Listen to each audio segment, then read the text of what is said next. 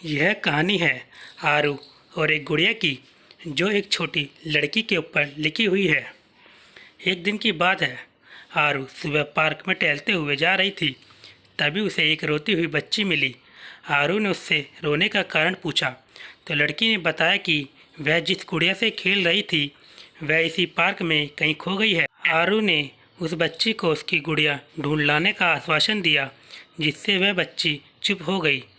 आरू ने गुड़िया ढूंढने के लिए समय मांगा और फिर दूसरे दिन गुड़िया लाने का वादा करके वहाँ से चली गई। पर गुड़िया ना तो आरू को मिली और न ही उस बच्ची को।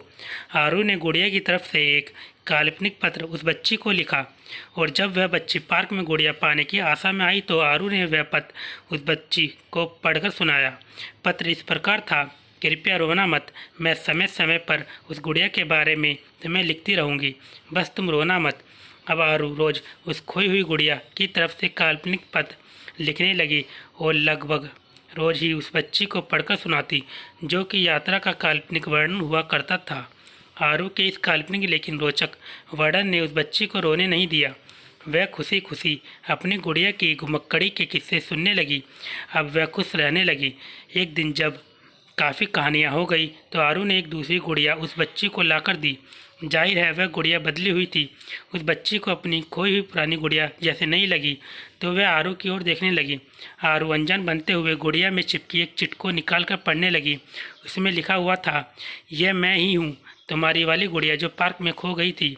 दुनिया भर की लंबी यात्रा की वजह से मैं थोड़ी बदल गई हूँ। बच्ची को इस गुड़िया और आरू पर विश्वास हो गया कि वह गुड़िया लेकर घर चली गई।